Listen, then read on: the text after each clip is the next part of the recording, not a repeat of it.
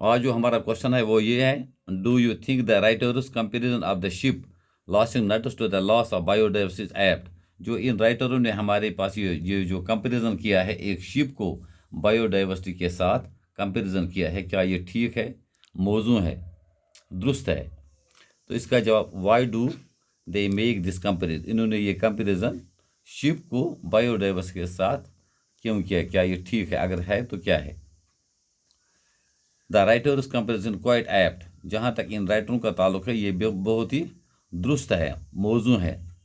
The comparison has been used to make it clear that life on our planet will become very unsafe if we go on destroying biodiversity. तो जिस तरह से इन्होंने राइटरों ने ये कहा है कि अगर शिप को हर दिन एक एक नट खराब हो जाएगा तो एक दिन वो ज़रूर डूब जाएगी, इसी तरह से अगर हमने इसका ख्याल नहीं रखा है, ये जो बायोडाइवर्सिटी है,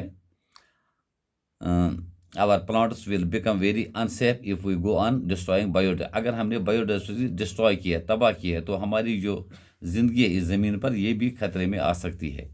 a ship losing nut after nut is likely to sink, ये डेफिनेटली है, जब कोई शिप हर रोज़ एक एक नट खो देगा तो ये इसका डूबना यकीनन बन जाएगा। Similarly the loss of biodiversity will lead to our ruin, इसी तरह से अगर हमने बायोडाइवर्सिटी के साथ ऐसा किया तो ये भी इंसान की ज़िंदगी के लिए खतरा बन सकता है, जो तबाही मचा सकती है।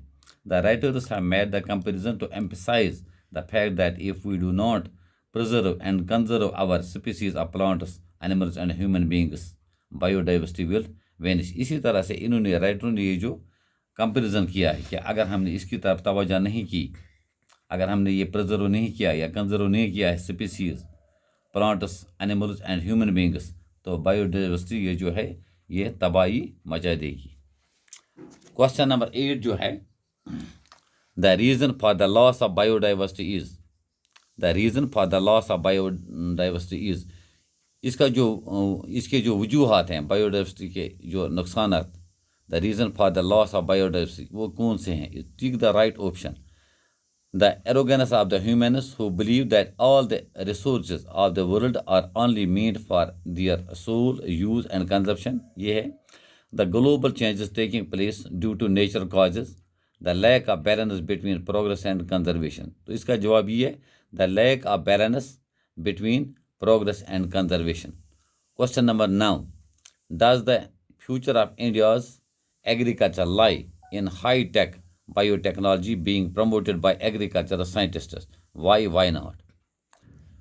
The future of India's agriculture may not exactly lie in the high-tech biotechnology. Actually, biological and diverse farming system holds the key to the future of India's agriculture. High technology by itself is far from being effective and adequate. 10th question. How is the loss of biodiversity linked to the survival of the common people of that area? How is the loss of biodiversity linked to the survival of the common people of that area? जिस area में इस चीज़ की बर्बादी हो जाएगी तो वहाँ इस एरिया में क्या कुछ हो सकता है कॉमन पीपल के साथ। Loss of biodiversity is linked to the survival of the common people of the particular area which faces such a loss. This is so because this loss affects the interests of all sections of population which depends on biodiversity. It is therefore imperative that a balance is struck between economic development and conservation of biodiverse life. इसी तरह question number 11 जो है, what is बायोपरेसी? बायोपरेसी से क्या मतलब है? How does it effect a country? एक मुल्क पर इसका क्या असर पड़ सकता है? इसका जवाब है, age old knowledge of turmeric, neem and many other elements of biodiversity have been patented so that it becomes the exclusive field of corporate interests. The writers call this theft of biodiversity or biopiracy. It has an adverse effect on a country because the traditional agricultural products are allowed to be used for corporate purposes. इसी तरह question number 12 जो है, what is the message in the statement made by the American chief? जो American chief ने वो message दी है वो है क्या? वो मैसेज ये है, the message is that we must not ignore the need for sustaining species like eagles, fishes, plants, and animals. Globalization and commercialization should not be allowed to interfere with the conservation of species.